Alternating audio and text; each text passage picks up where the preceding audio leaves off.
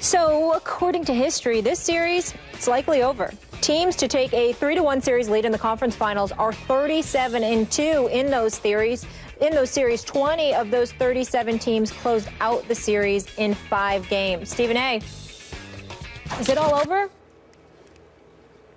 Well, I believe it is. I picked Golden State to win this series in 7 games. I was relying upon the greatness of Steph Curry and the combination of Steph Curry and Klay Thompson.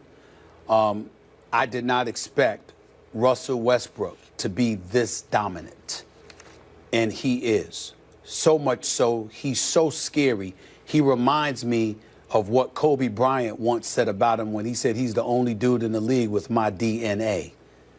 That's how he feels about this. Skip Bayless, almost religiously, whenever I'm watching Russell Westbrook and he goes berserk, I get a text from Allen Iverson saying, "Do you see this boy?" You know, and he obviously means that affectionately. Yeah. It's Allen Iverson's favorite player. This is Russell Westbrook. He goes 100 miles an hour. He comes at it. And one of the telling plays that I saw last night, Skip, Steph Curry is on the right wing, I believe, and he drills a three-pointer. Russell Westbrook comes right down the court and immediately hits a three-pointer before the half ends. It's saying, I'm not going anywhere. You're going to have to deal with me. I ask you a simple, maybe rhetorical question, Skip. What player has done that to Steph Curry this entire year? It has not happened. This is what is going on here. I would love to believe that Golden State will come back. First of all, I genuinely like them all as players. I think they're fantastic, and I think they're great. And regardless of how I'm getting on Steve Kerr, he has proven that he can coach. He's a 5-time champion as a player, okay? And he deserves our respect. I just didn't think he deserved Coach of the Year because he only coached 39 games. Not because the man can't coach. It was because he only coached 39 games. That's the only reason I was opposed to him winning Coach of the Year. But he is a champion, and he has proven his worthiness. But, Skip, I don't see a coach with answers. Somebody suggested to me start Sean Livingston, bench Andrew Bogut. I'm not sure if anything would work at this point. But the irony in all of this, Skip, as much as I want to believe that Golden State will come back and have a Game 7, because I would be there and I would love it, and as much as I would prefer to be in San Francisco, meaning Oakland, rather than OKC, the bottom line is this. I can't see 2 sharks in Durant and Russell Westbrook in blood-infested waters that is the Golden State Warriors. And I don't see them I can't see how they'll pass on chomping them to bits. I just can't see it. And then when I think about Steve Kerr, Skip, here's what you want. You want me to tell you something, Skip, that you may not have even thought about? If you recall, Steve Kerr in 2007 became the president and general manager of basketball operations for the Phoenix Suns. Who was this coach, Skip? It was Mike D'Antoni, who you call Mike Antoni. You said take the D out, right? Skip, why did D'Antoni end up leaving Phoenix? He ended up leaving Phoenix because Steve Kerr and Sarver wanted the man to hire essentially what amounted to a defensive coordinator to figure out a way to stop people because D'Antoni just wanted to score. And D'Antoni didn't want to hire Tom Thibodeau. So ultimately, he had to end up leaving, and he ultimately went and took the Knicks job. Well, what happened, Skip, as you watched Golden State last night give up 42 points in the second quarter, when you watched them struggle to give up 100-plus points to OKC, with OKC scoring at will? Doesn't it strike you as a tad bit odd that the Golden State Warriors actually look a little bit like the Phoenix Suns? That's what struck me, because I'm watching and I'm saying, this is the same Steve Kerr that didn't want the Phoenix Suns under D'Antoni looking the way his now Golden State Warriors are looking against OKC. Now, I only bring that up because last year it didn't apply because Golden State was big time defensively. This year they've dropped off significantly. And nobody's brought it up. But I'm bringing it up now because that's what I'm seeing. If they could get stops and stop people, maybe I'd have some faith in them. Right now, I'm at a loss. Draymond Green looks horrible. I'm glad he didn't get suspended, even though some people are going to look at that video with him tripping Enes Kanter last night and say, once again, he should get a flagrant one or something like that. But he looks awful. Steph Curry doesn't look like himself. Klay Thompson seems all by his lonesome. And Andrew Bogut is supposed to be relevant in a series like this. And he's turned into bogus status yet again. It's bad. It's bad. I hope I'm wrong. But I actually think that Golden State might get closed out on their home court tomorrow night. That's how bad I think it is right now. Are you ready to go there? I want to think about it for another day until tomorrow morning. Because I want to show Golden State the respect they've earned and that they deserve. And by the way, I'm a fan of Joe Lacob. You know that, Skip. I like Joe a lot. But wasn't he on the record essentially paraphrasing it, calling them the gold standard? We're ahead of the... It looks bad from the top on down. I'm looking at Joe... I'm glad you brought that up. Just quickly, and I did communicate with Mr. Lacob about this, and he said it was a little taken out of context, which well might be. This was in the New York Times. Yeah. But the quote was that, I'm slightly paraphrasing, but that we are probably light years ahead of every other franchise in the way we do things.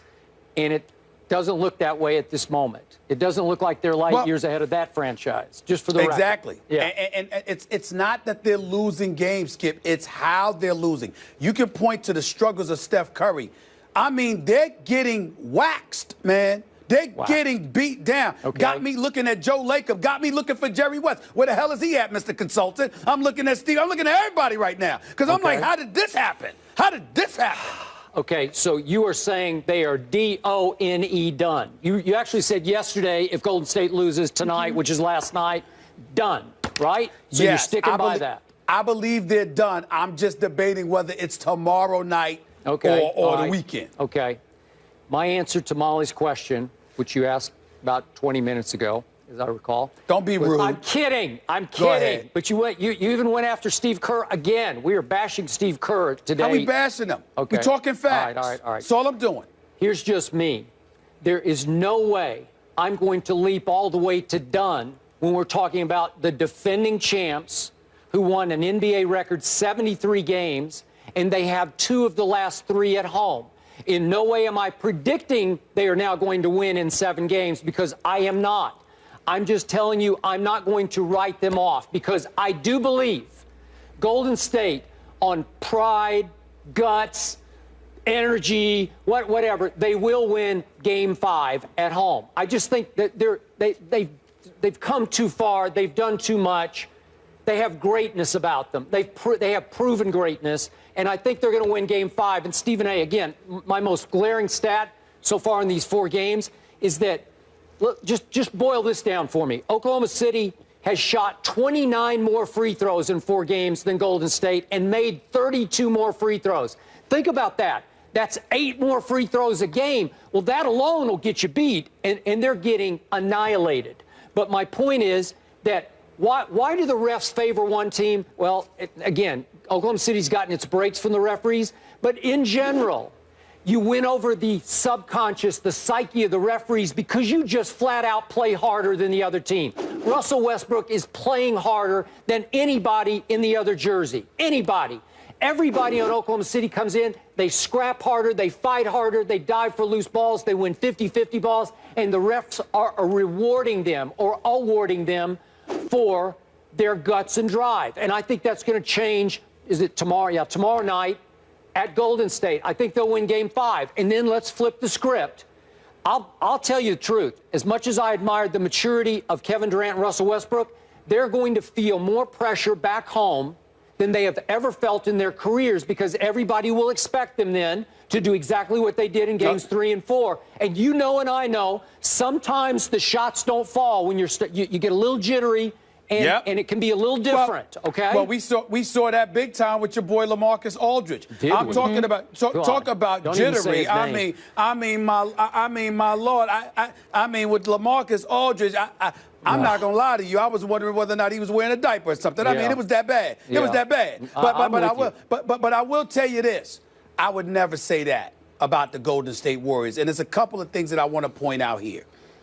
Again, they're first class all the way. It's impossible to root against them in most instances. That's number one. And Steph Curry is a superstar. He's just having a bad couple of games, and it just happens to be against Russell Westbrook. And when you have a bad game against Russell Westbrook, you tend to look doubly bad because of how Russell Westbrook comes at you, okay? Steve Kerr, allow me to say this, Skip Bayless. Look, Mark Jackson works on this network. I love Mark Jackson, okay? But look, damn it, I ain't blaming Steve Kerr for taking that job. I would have took the job had they offered it to me, and I don't coach. You understand? Ain't his fault, okay? So all of this stuff about, people sitting up there because they look at me and they know how much I love my man Mark Jackson, and they think, no, I'm getting on Steve Kerr because of no. No, Steve Kerr can coach. Steve Kerr knows the game of basketball. Steve Kerr deserves all the accolades he's received other than this year's Coach of the Year, because I don't think you deserve it for just coaching 39 games. But in this series, at this juncture, he is being outcoached by a rookie coach on the NBA level. He's being outcoached. I mean, it's just that simple. Look at the adjustments that Billy Donovan is making. Steve Kerr's a great guy, and I think he's been great for the game. And listen, he's just getting outcoached right now. It's just that simple to me. Okay. Now, it's not as glaring as Steph Curry's deficiencies, but still in all, there is a discrepancy there that cannot be ignored. And I can't see them coming back. If they come back, they come back. I'll be happy about it. Let's say I'm right. Let's say Golden State wins Game 5. Let's do the hypothetical, which is feeling like a 1,000,000,000 shot. Let's say Golden State then goes back to Oklahoma City, and mostly because Oklahoma City comes up short, for whatever reason, their shots don't fall, and Golden State steals Game 6 and gets to go home for Game 7.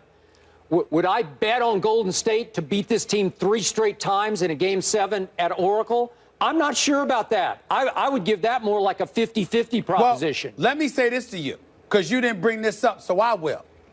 Let me look right in the camera and tell you this. If Kevin Durant, one of the top 3 players in the universe, and Russell Westbrook, a pair of one of the top, 2 of the top 5 players in the game, if they lose a 3-1 lead, they'll never live it down. The way they have looked these last 2 games, if they turn around and resemble Dr. J and Daryl Dawkins, Chocolate Dunder, and Caldwell Jones, if they sit up there and they look like those boys against Boston in the early 80s, and they surrender a 3-1 lead and lose this Western Conference Finals, after looking the way they've looked at games 3 and 4, they'll never live it down. They'll never, I'm telling you right now, they'll never live it down. Kevin Durant and Russell Westbrook, you want to talk pressure? Fine. I don't think it's pressure yet, but they can't lose this series, not after being up 3-1 and looking the way they looked. They didn't win get up this one by luck. They've annihilated them. Okay, but remember, just last playoffs, your man CP3 blew a 3-1 lead to the Houston Rockets. Not the same. Not the same. Not to say, Skip. Look, CP3, I keep telling you, when you talk about basketball, he's a miniature point guard whose primary strength is being an orchestrator, a delegator, a captain. In terms of being the muscle who actually gets it done, that's the LeBrons. It was the Kobes. It was the D Wades of the world, people like that. That's Russell Westbrook and Kevin Durant. Russell Westbrook is legitimate 6'4". He's a big guard. He is the most athletic point guard in NBA history without question, okay? You cannot judge them by the same.